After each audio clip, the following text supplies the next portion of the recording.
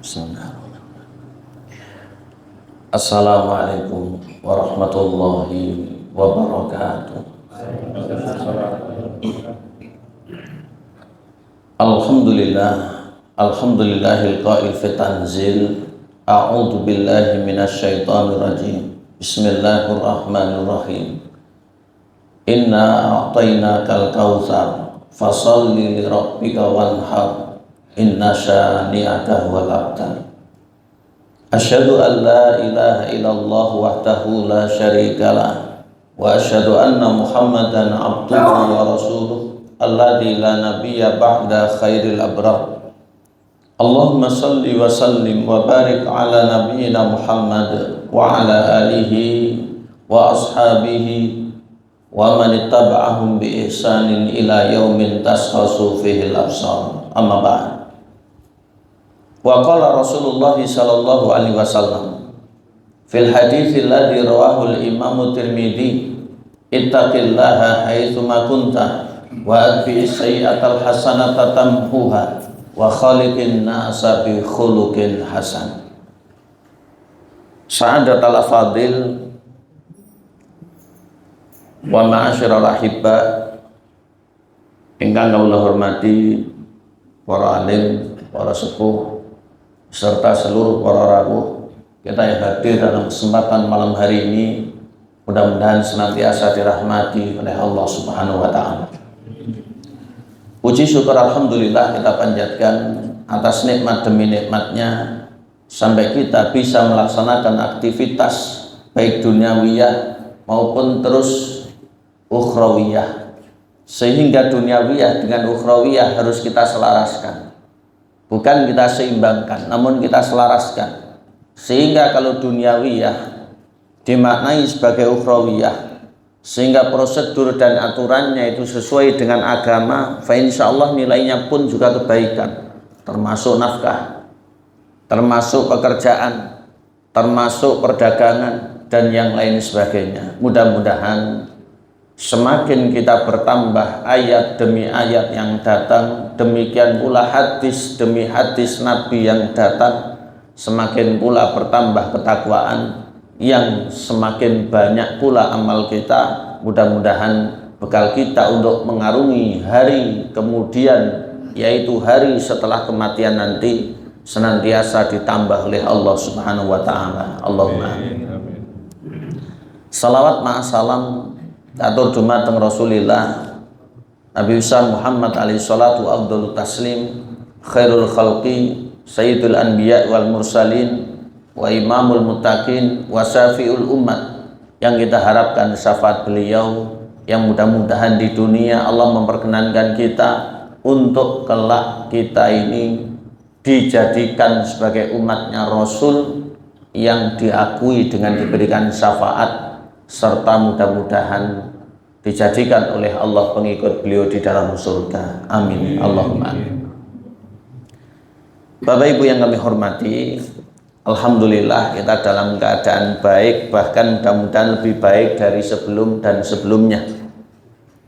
Pada edisi bulan yang lalu, wawasan kita masih seputar bab tentang toharoh, yaitu kita belajar tentang bersuci. Dalam fikih Islam dibahas tentang najis dan juga tentang bagaimana mensucikan, baik itu menghilangkan atau membersihkan najis. Najis bagaimana kita kenali ada banyak. Sebagaimana yang kita tahu, najis yang banyak mulai najis dari yang ada pada kita ketika keluar, yaitu diantaranya adalah baulul adami wa ghaituhu, pipis maupun kotoran buang air besar, dan sampai kita ketahui pula yang lain banyak, termasuk diantaranya liurnya anjing. Kita lanjutkan malam hari ini dengan membahas kaifiyatu tathirin najasah, bagaimana cara mensucikan najis. Jadi arti mensucikan itu bukan sekedar membersihkan, karena bersih kadang belum suci. Tapi kalau suci, insya Allah mesti bersih. Dan cara itu di Indonesia ini gampang Pak Ibu, karena medianya itu banyak. Arti banyak itu jumlahnya. Karena kalau kita mensucikan najis itu mutlaknya dengan menggunakan air. Di sini toyon itu kathah. Bersyukurnya kita di situ. Ya. Hujan ada air, sumur keluar air. Bahkan PDAM dengan segala kemudahannya dan hal-hal yang berbau modern, air itu ada di mana-mana. Termasuk di hadapan kita ini sedang ada air. Monggo sami diunjuk. Dipraktekkan Air aqua. Monggo bismillah, kula nggih sareng-sareng. Bismillah. Monggo Pak, bismillah. Ulama fikih ngendikan sebagaimana dikutip dalam kitab Sailul Jaror.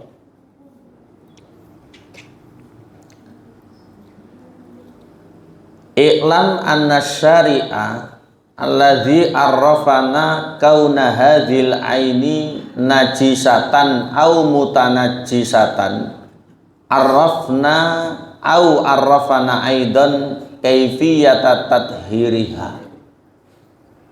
Jadi syariat yang datang kepada kita yang ada dalam Islam ini ketika memberikan hukum ini najis atau ini terkontaminasi dengan najis, itu datang pula solusi.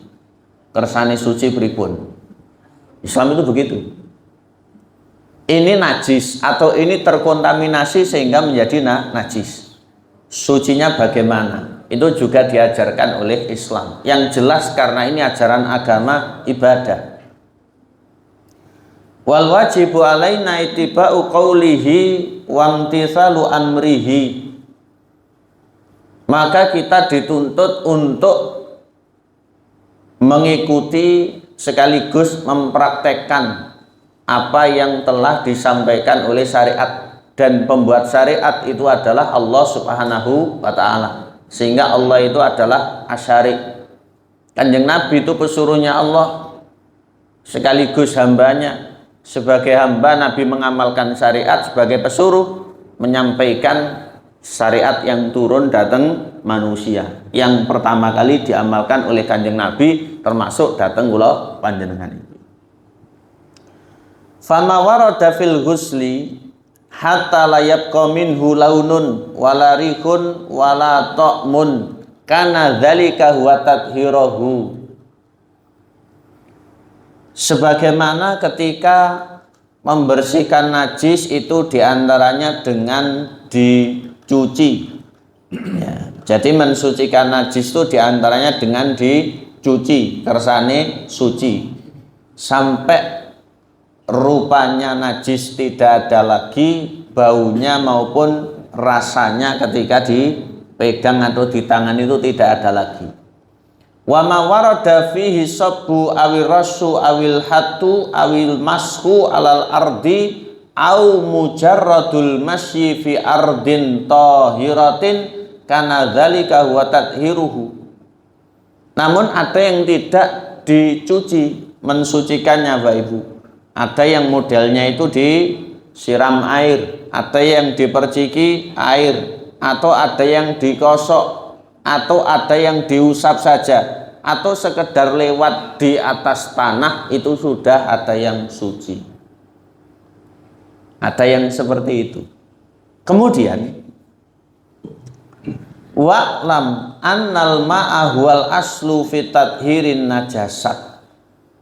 Dan bersyukurnya dados yang Indonesia itu dengan sadar dan yakin kita itu gampang untuk mendapati air, aksesnya gampang, keberadaannya banyak, dan ini sumber daya yang dikelola oleh negara. Ya, diperjualbelikan gini kan adanya sebuah pengorbanan sehingga ada nilai ekonomis. Asale hujan itu nggih gratis, sumur niku nduduk nggih gratis menawi saged. Ya. Apalagi di desa-desa air sumber itu juga banyak, masih sangat segar, ya, asri sekali. Ya. Selanjutnya,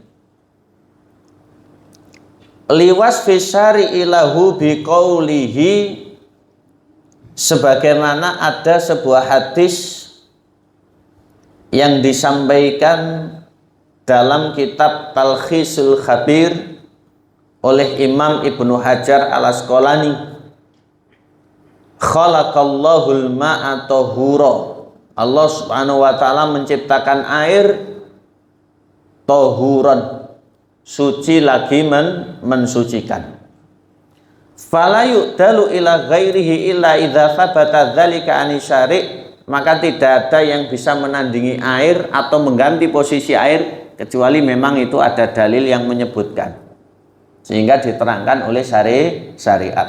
Wa illa falah, kalau tidak maka ya tidak, li'annahu udulun anil maklumi kaunihi tahuran ila ma lam yu'lam kaunuhu tahuran wa dzalika khurujun amma taqtadihil masaliku syar'iyyah.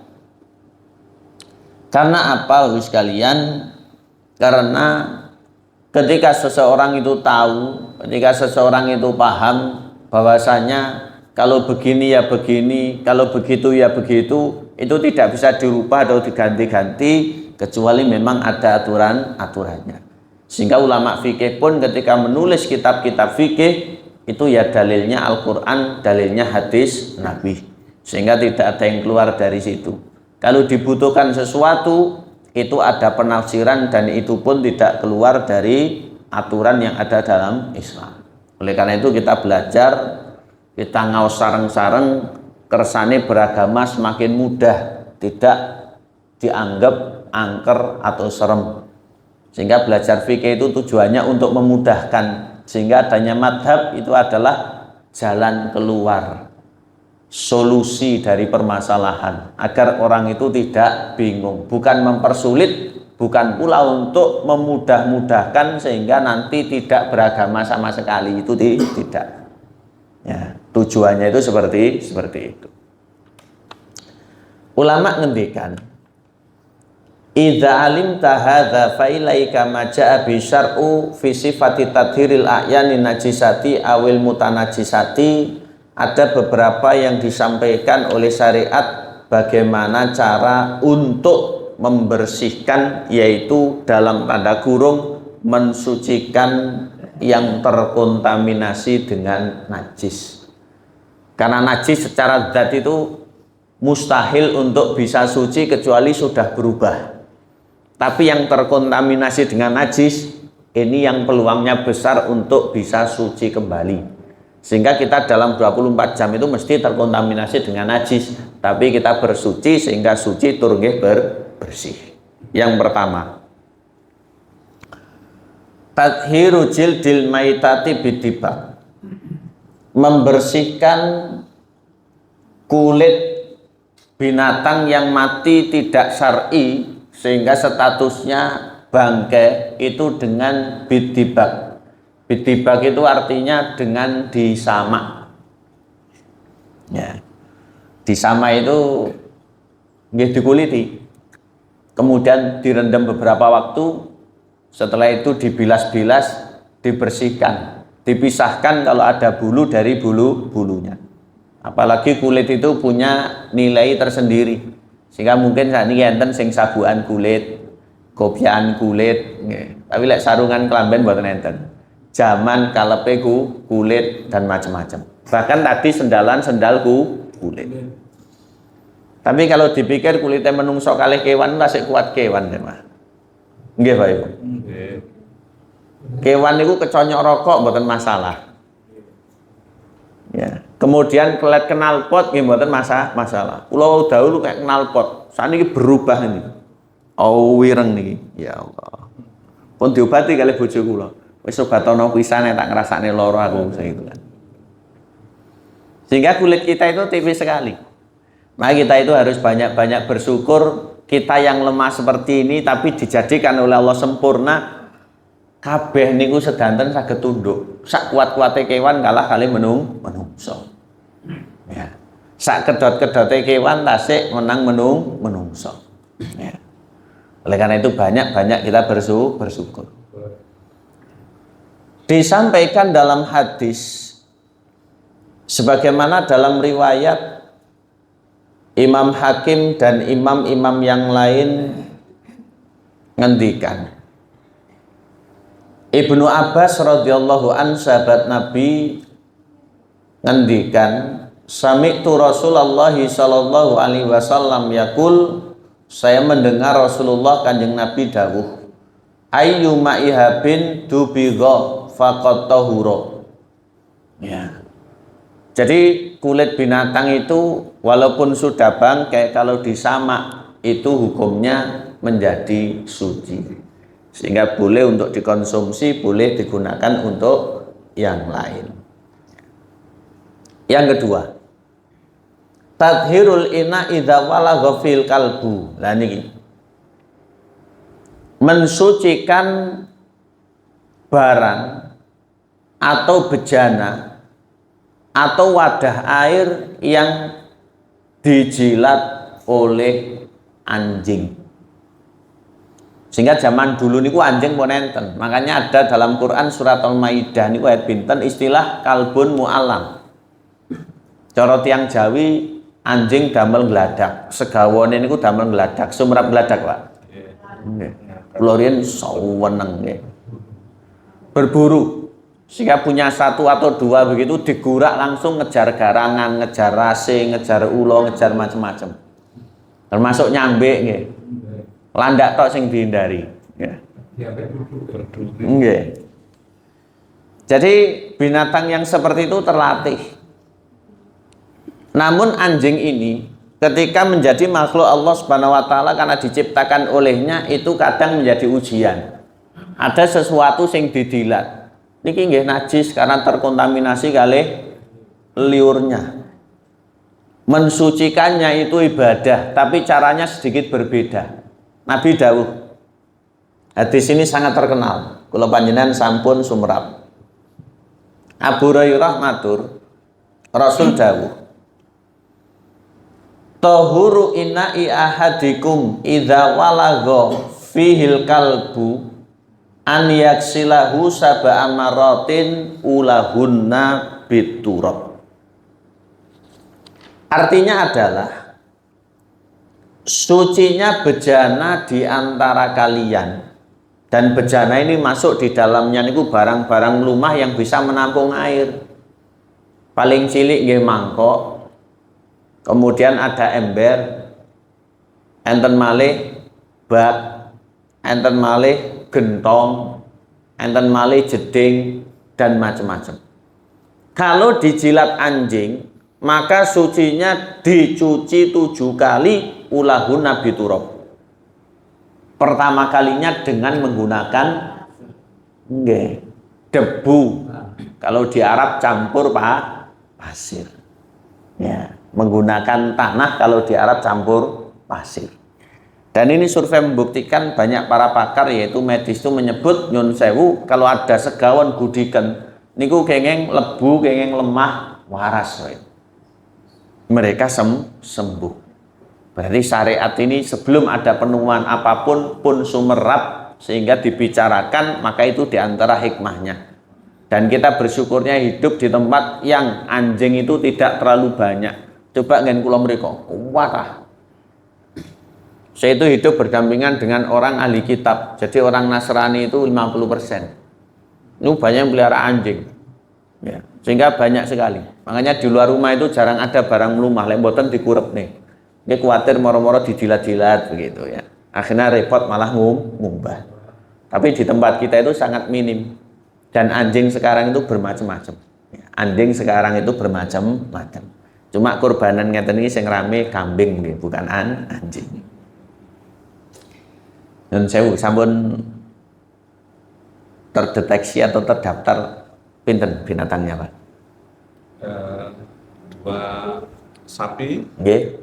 3 kambing. Nggih, Terus barakallah. mungkin yang lain belum terdaftar. Betul, biasanya kan menyusul dada. Menyusul. Luar biasa. Amin. Mudah-mudahan langgar ini semakin makmur. Alhamdulillah, amin. Kita lanjutkan. Jadi kalau ada bejana atau barang tadi yang dijilat oleh anjing, maka dicuci 7 kali, pertamanya dengan menggunakan Nggih. Debu baik tanah maupun pasir itu tadi. Nah di sini ada komentar ulama fikih, kalau itu barang padat atau benda padat selain bejana yang ada air, diantaranya pakaian atau awake kula jenengan, dicuci 1 kali sudah sah. Tapi menawi mboten mantep ya 7 kali. Ya. Yang pernah saya tahu dengan sependek pengetahuan kula ngoten. Agar tidak memberatkan. Tapi 7 kali itu lebih mantap. Cuma lek klambi putih ping 7 terus kali lemah nih nggih mikir-mikir ya. Sehingga harus hati-hati. Klambi putih mungkin ngucel-ngucel anjing, mangku-mangku anjing, jangan. Jadi anjing itu bukan berarti musuh kita, tidak, tapi kita harus hati-hati dan waspada. Lah kalau itu menjilat sesuatu tadi itu nilainya ibadah, sehingga kita mengambil hikmah. Oh berarti harus oleh ganjaran gitu ya. Berarti mau dapat pahala. Tidak perlu untuk kita pusing-pusingkan. Selanjutnya yang ketiga, tathiru thawbi idza asabahu damul khaidi. Cara mensucikan pakaian apabila terkena darah haid. Dan ini kaitannya dengan ibu-ibu. Yang lanang mboten nah turutusan enten wong haid ya. Ini kaitannya dengan ibu-ibu. Tapi sekarang jauh lebih modern dibanding zaman dulu, Bu. Zaman riyen niku derenge enten produk-produk sebagaimana sekarang. Saniki niku macam-macam sehingga orang haid pun bisa beraktivitas. Lek riyen niku ewo pekewo nggih isin. Ya. Riyen niku isin, napa malih sing sandangane namung setunggal, gek kenekan, bingung. Sehingga mboten ten pundi-pundi. Maka dulu orang-orang wanita di zaman Rasulullah itu sangat-sangat agak repot bagi mereka yang memang mengalami kesulitan, diantaranya pakaiannya itu tidak banyak, tapi semangat mereka untuk beribadah itu sangatlah tinggi. Zaman saat ini buat enten tiang sandangan sak setel, enten. Ruko happy itu sedino pisan genti yang gitu nggih. Ruko ini ganti sing gak ada Ustaz. Nggih sing gak ada ya, tapi rata-rata nggak ada. Paling tidak ruko itu 2, atas bawah. Ya. Atas nggih. Di atasnya lagi ya. Enten kerpuse, enten macam-macam ya. Tapi insya Allah lah kita tidak ada yang pakaiannya hanya 1 setel. Ya, rata-rata sudah lebih 1 setel. Zaman dulu, zaman berakit-rakit ke hulu mungkin enten, atau zaman nyantri mungkin enten, atau zaman tirakat mungkin enten. Saat ini sudah tidak ada lagi.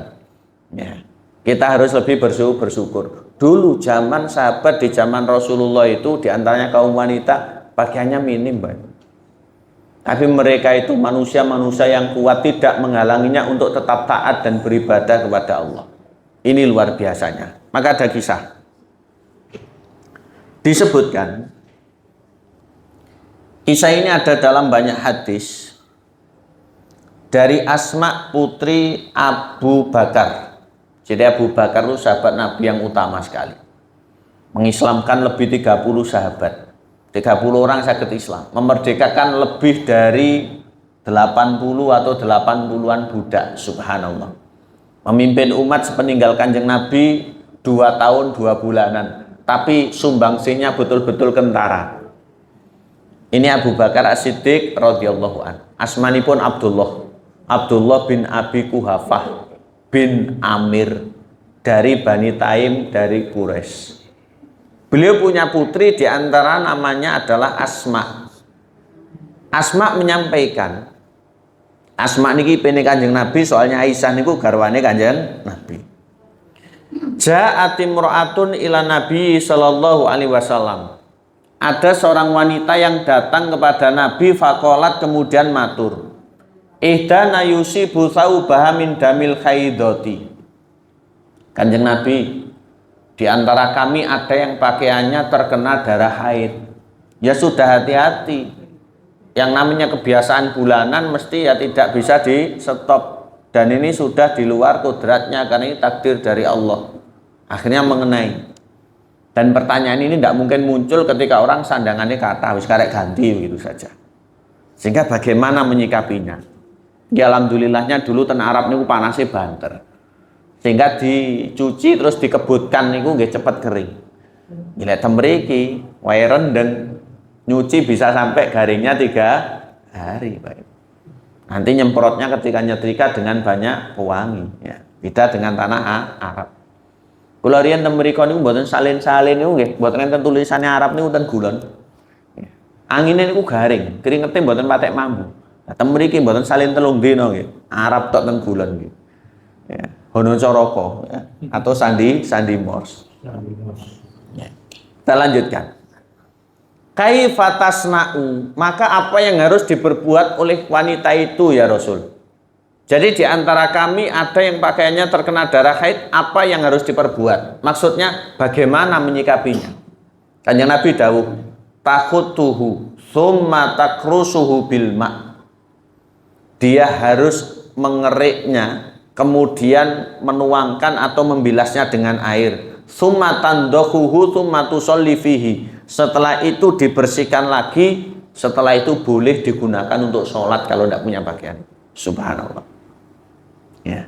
Nggih cara saniki direndam, disikat. Kalau putih ada pemutih, ya. Kemudian kalau apa nggih macam-macam. Tapi ibu tasik nemui nggih, umbah-umbah nyuci ndamel klerak. Klerak.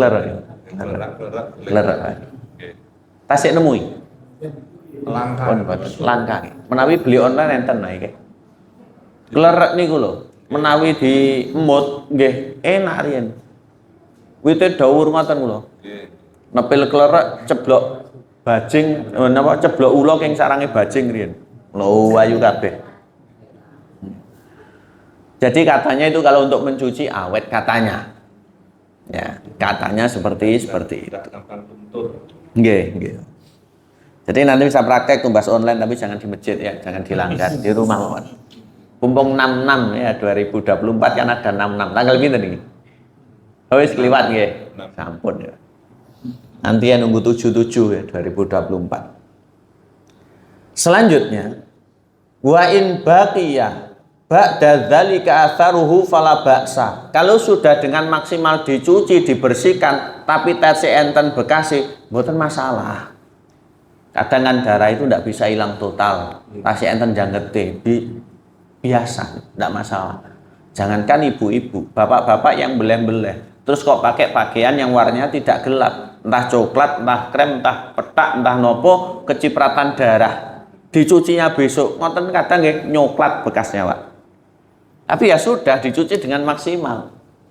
Pun disucikan dengan air, dibersihkan, pun juga digosok, pun juga direndam, pun juga disabun. Tapi disitulah kemampuan kita. Itu tidak masalah. Kecuali lah iman-iman lagi kewane larang ora apa-apa mambu getih gaene ae ya. Lain itu ceritanya.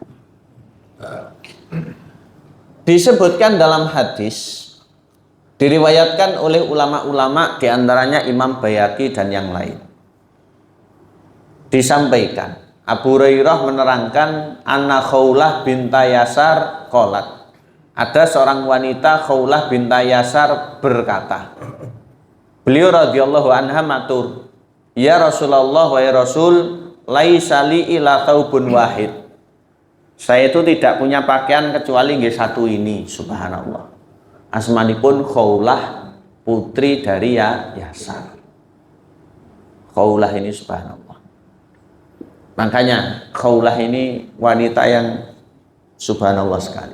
Jadi banyak nama Khawlah. Di antaranya turunnya Al-Quran surat 58 awal juz 28. Qad sami'allahu qaulal lati tujadiluka fi zawjiha wa tashtaki ilallah wallahu yasma'u tahawurakuma.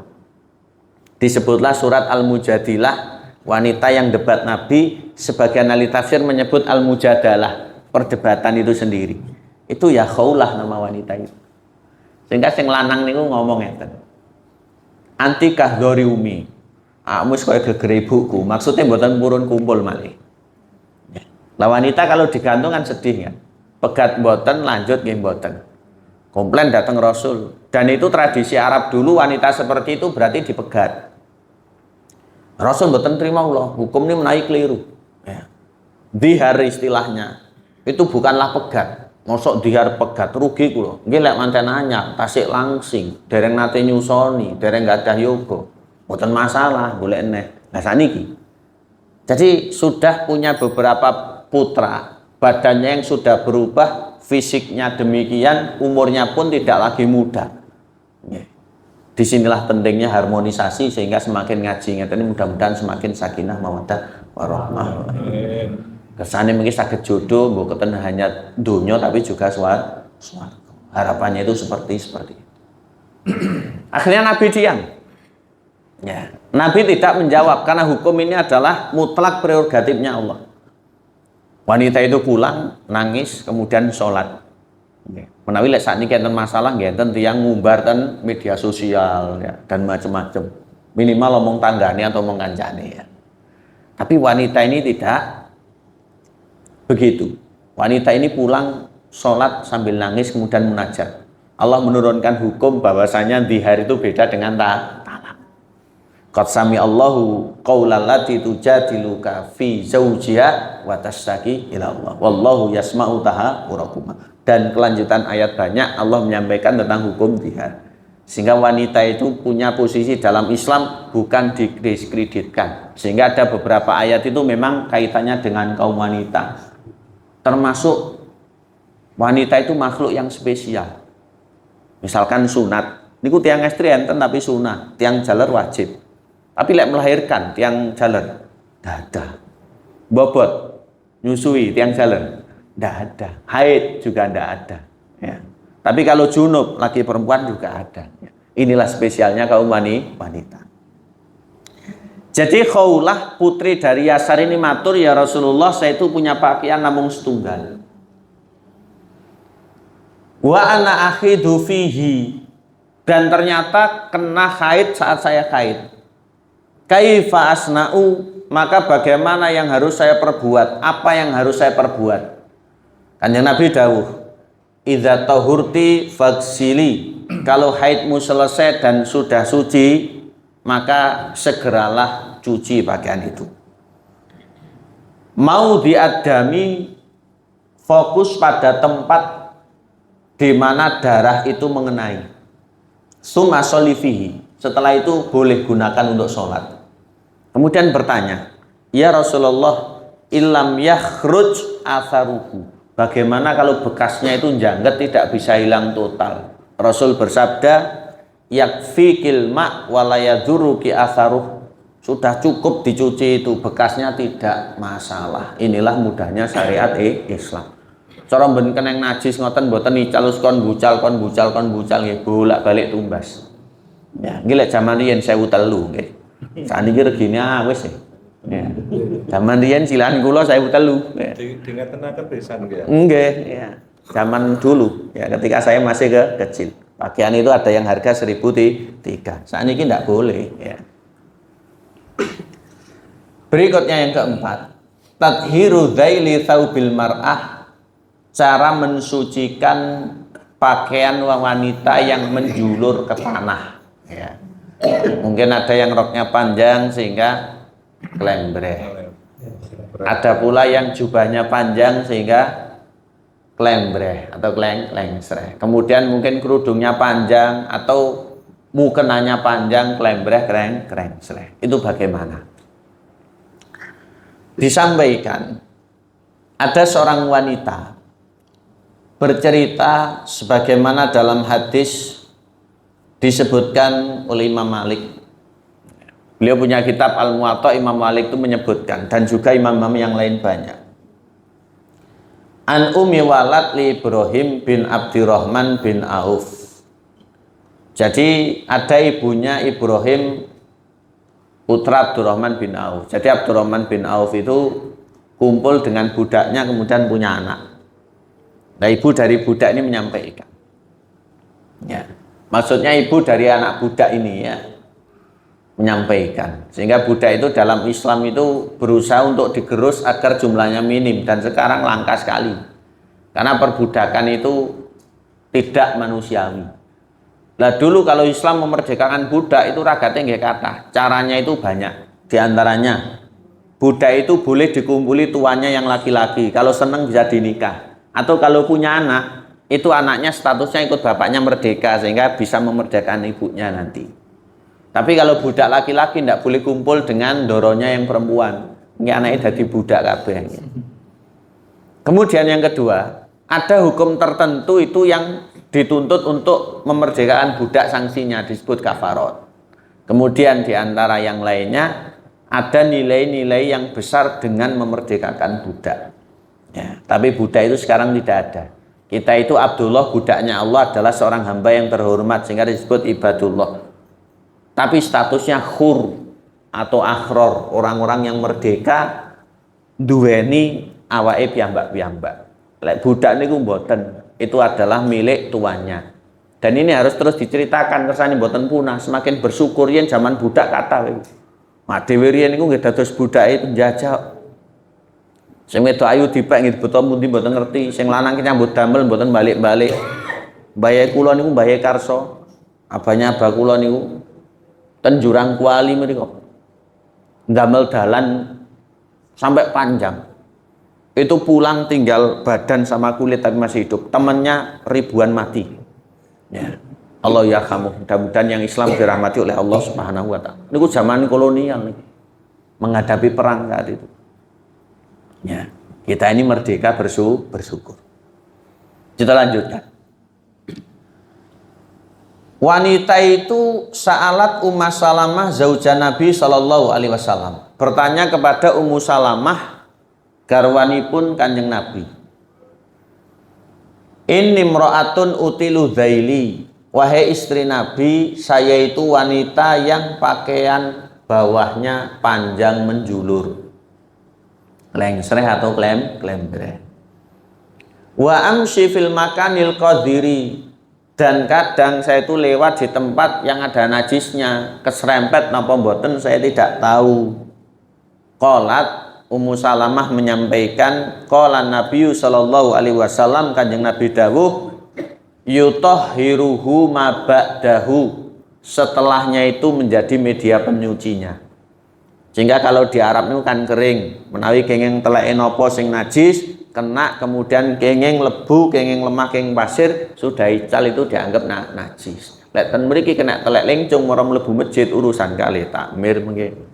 Nggih wangsul salin riyin. Nah, tapi lek pun wau kenaan suket-suket Pak Ustadz, kenaan lemah-lemah. Ya, tapi telek lengcunge sik jangget. Ya. Karena tidak tahuan Pak. Dalam Kena langsung. nggih. Gak berasa kena. Enggak apa-apa. Nggih. Sehingga hukum itu bagi orang yang tahu begitu. Berikutnya, yang kelima, tadhiru thawbi min baulis sobil murdi awir rodi. Mensucikan pakaian dari pipisnya bayi yang masih menyusu. Arti menyusu di sini itu yang tidak terkontaminasi dengan selain ASI. Berarti dereng dulangi. Walaupun itu sudah pernah ditahnik, artinya lahir itu dideleti kurma, utawi lek tiang Jawi diparingi degan. Ya. Orang Jawa itu biasanya didulang degan, bar ngoten mboten. Biasanya mulai dulang itu umur berapa Ibu? Dalam 6 bulan. Putra wayahipun 6 bulan ya. Lek bapak mboten patek begitu tegel, paling nggih kangelan nek dulang nggih. Paling nggak nek wong ting ajeng dimblok dhewe. Soalnya dulang bayi niku nggih kadang gumoh, kadang macam-macam. Pokok nyambut damel terus ya. Jadi dulang itu di kisaran usia 6 bulanan. Berarti sebelum adanya proses itu, bayi ini masih disebut pure menyusu. Itu bagaimana cara membersihkan pipisnya, bukan ngengeknya ya, pipisnya. Disampaikan begini. Dalam hadis dari Abu Samah itu khotim utawi pembantunya Kanjeng Nabi, bukan budaknya. Disampaikan hadis ini terkenal oleh Imam Abu Dawud dan yang lain, bahkan di kitab Bulughul Maram itu hadis ini ada.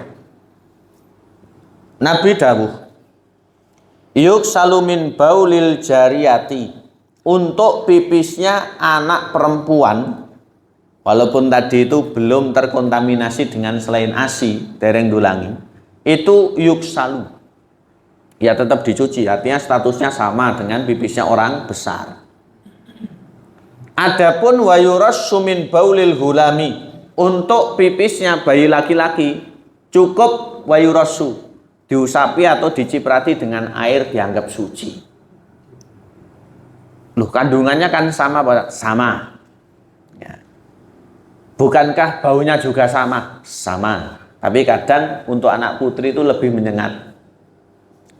Lah apa kemudian masalahnya? Sebagian ulama fikih menerangkan dalam kitab Tawdihul Ahkam, lari jaler anak lanang niku kelangenane wong Arab riyin, sehingga lek lahir estri niku dikubur.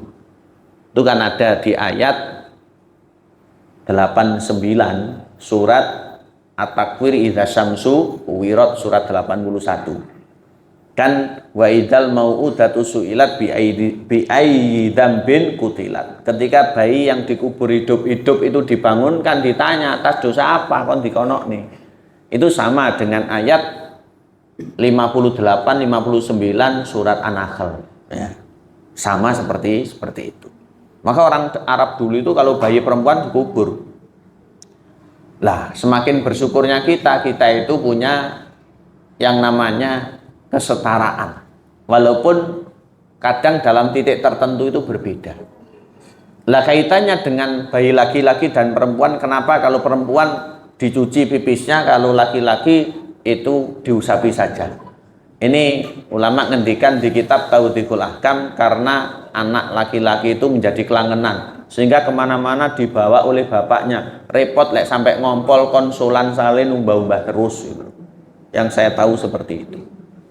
Ya, tapi sekarang sangat minim karena sudah mengenakan nggih popok. Zaman kula riyen sarunge bapak niki diguntingi kali mak kula. Kalau sekarang popok apa nggih? Sekarang ini popok menang milih macam-macam. Anak balita kan belum tentu najis, bila mana belum balik. Ya. Sama najisnya, sama. Yang belum asupan selain ASI tadi, ya, di situ saja. Selanjutnya yang keenam, ini sudah peringatan kalau konsumsi sudah medal. Saya singkat ya, sabar jenengan ya. Soalnya momen berduka timnas kalah 2-0 rupanya. Jenengan kata ndonga mawon. Penalti. Lah Indonesia merah putih nggih. Irak Allahu Akbar nggih, don dhisik nggih. Allahu Akbar Irak. Yang keenam. Yang keenam, Bapak Ibu, tadhiru thawbi minal madhi.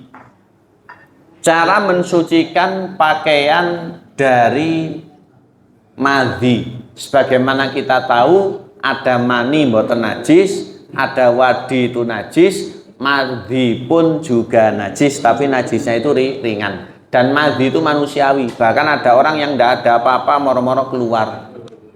Netes ngoten. Kadang jangget sebagaimana bekasnya umbel ngoten niku. Maka kalau kita sebelum sholat dicek dulu pakaiannya, utamanya yang dalam. Laki perempuan sama saja. Nah, kita periksa dulu.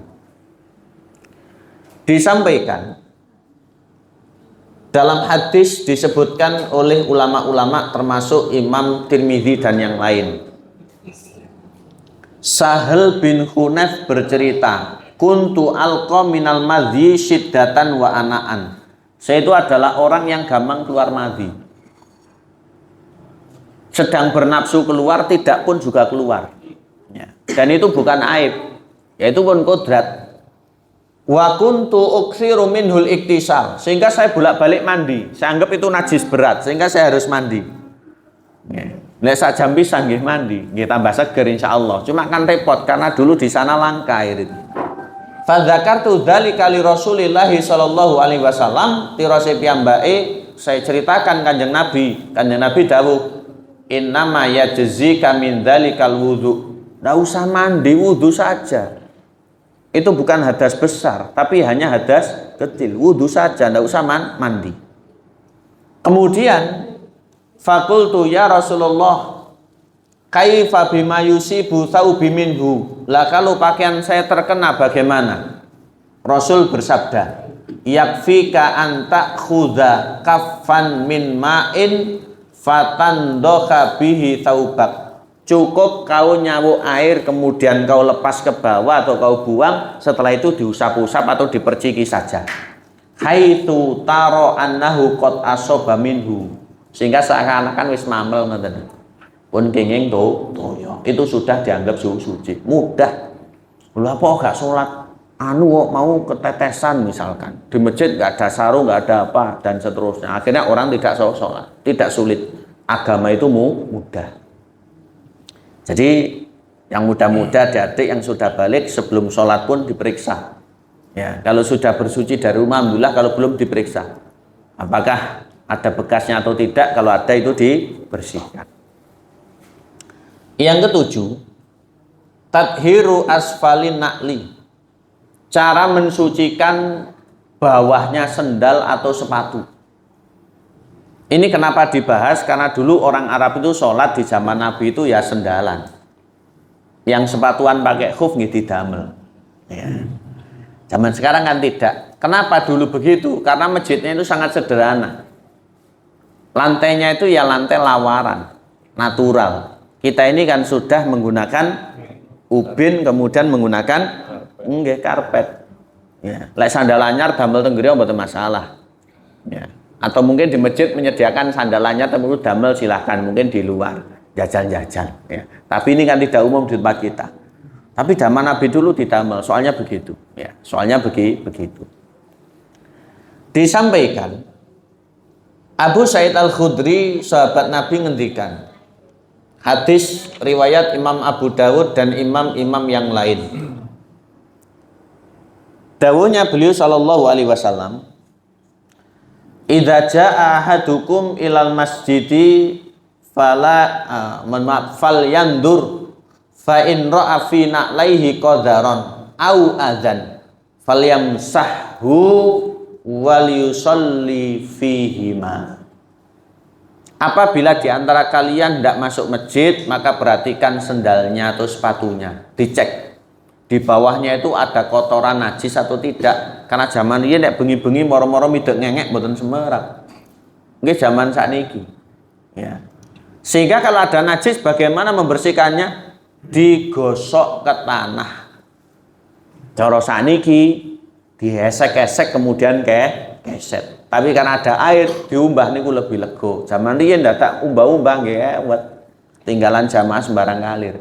Makanya dalam hadis itu kan ada Rasulullah sholat ternyata sendalnya itu ada najis, ditegur malaikat Jibril, sendalnya kemudian dilepas.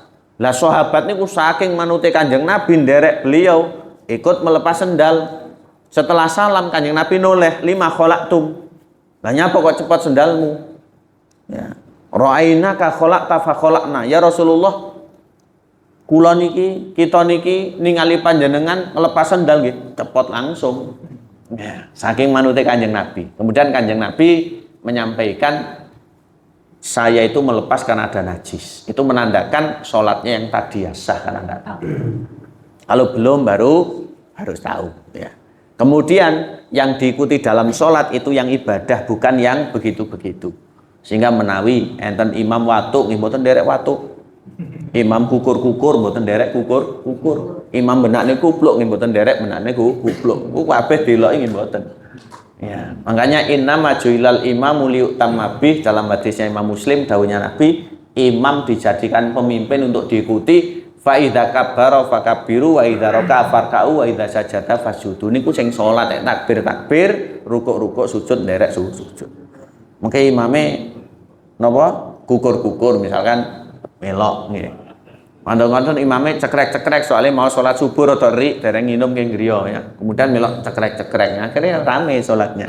Bukan itu. Kalau imamnya bersih terus diulangi dengan jilbabnya apa? Surbanya. Surbanya. Nggih. Boleh. Nggih. Kan kotor. Nggih, tapi mboten najis. Boleh. Tapi alangkah baiknya beto tisu kados kula temu ndi-ndi beto tisu. Lebih aman insyaallah. Barakallah. Nggih pun kemproh-kemproh nemen, tapi fungsi surban diantaranya nggih darurat ngoten niku wau nggih. Ora nek wong tingak-tingu wis maksud imam ya ora nek sing delok wong ngarep ya ngene. Paling malaikat tok sing memantau ya. Terakhir Bapak Ibu. Terakhir.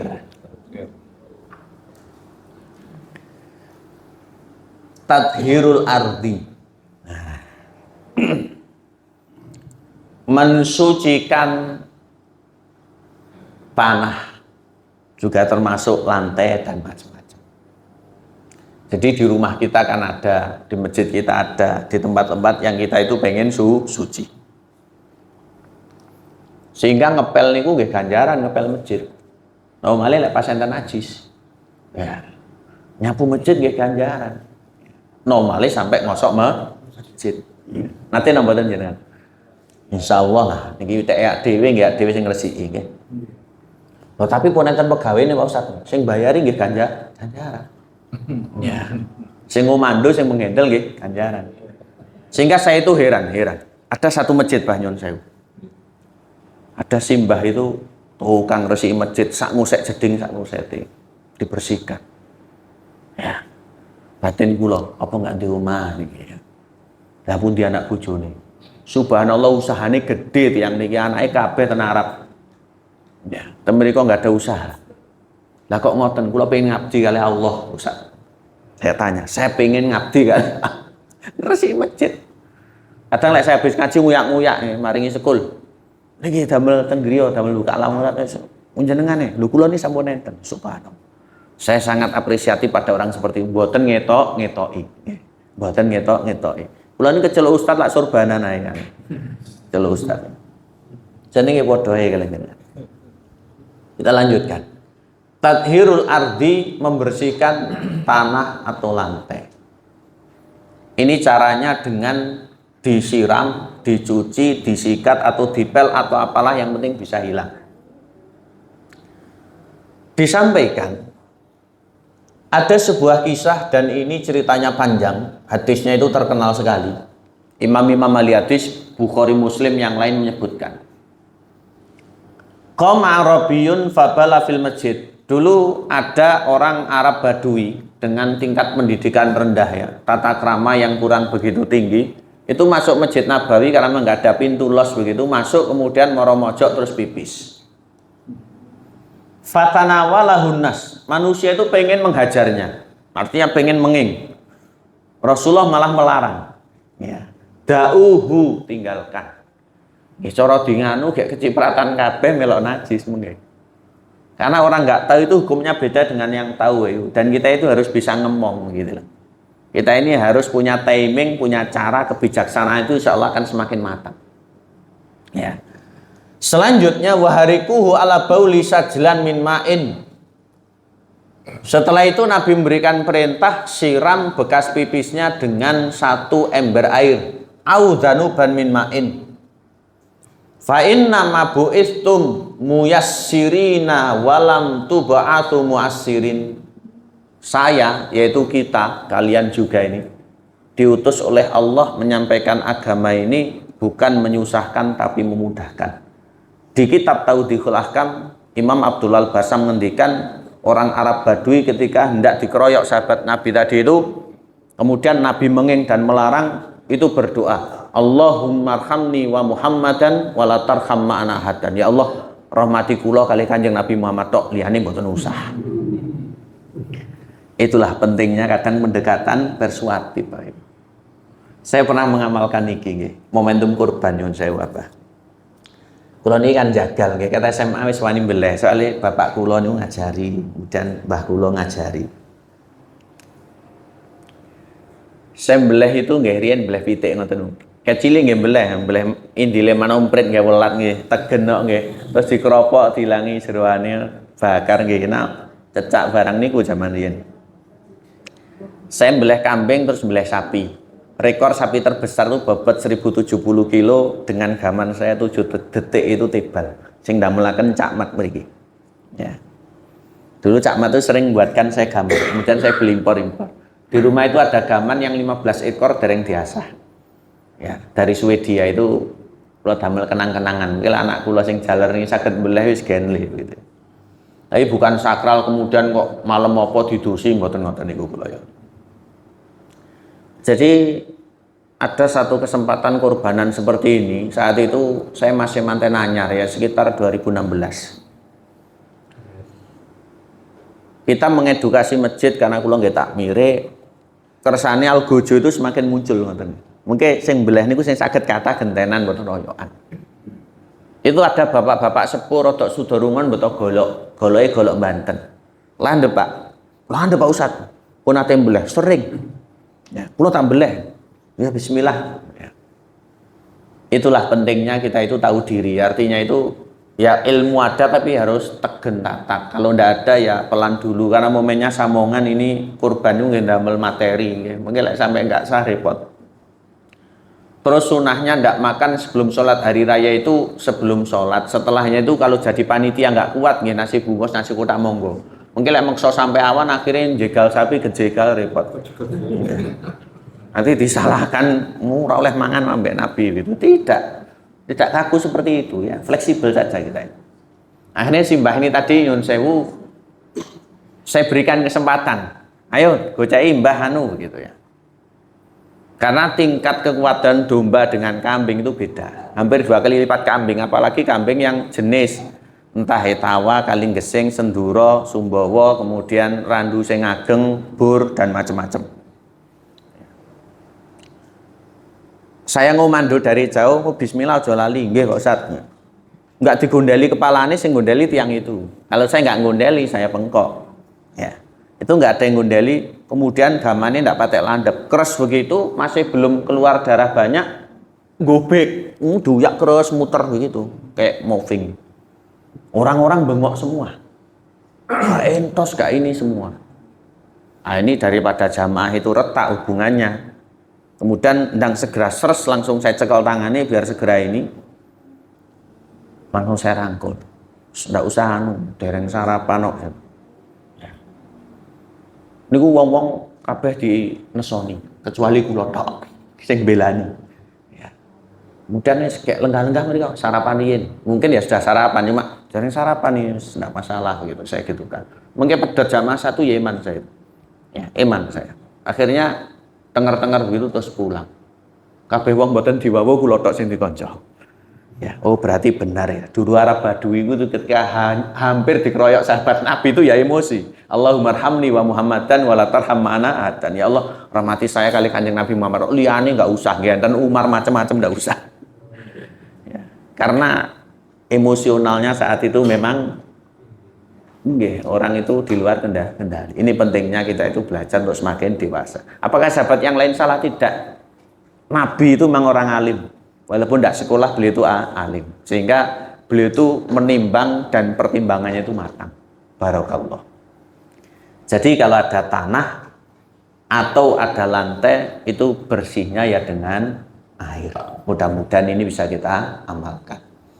Bapak Ibu yang kami hormati, ini 8 cara yang syariat menyampaikan kalau memang terkontaminasi dengan najis bisa kita amalkan mensucikannya demikian dan itu nilainya ibadah, sing ngumbah ibadah, kemudian kurbannya ibadah, mungkin juga butuh air banyak, butuh sabun, butuh tenaga, butuh waktu, ini semuanya ibadah. Sehingga kalau ada kerja bakti itu ibadah. Kalau ada bersih-bersih ini ibadah. Enten bayar PDAM nggih ibadah, enten dandani sanyo pun juga ibadah. Yang nanggung token itu juga ibadah. Kita tidak perlu ragu. Allahumma ajurna, mudah-mudahan Allah senantiasa memberikan pahala kepada kita dan mudah-mudahan Allah merahmati kita. Amin Allahumma amin.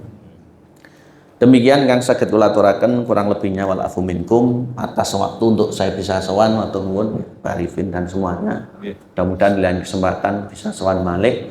Salam takdim kula datang keluarga wa akhiran walhamdulillahirabbil alamin.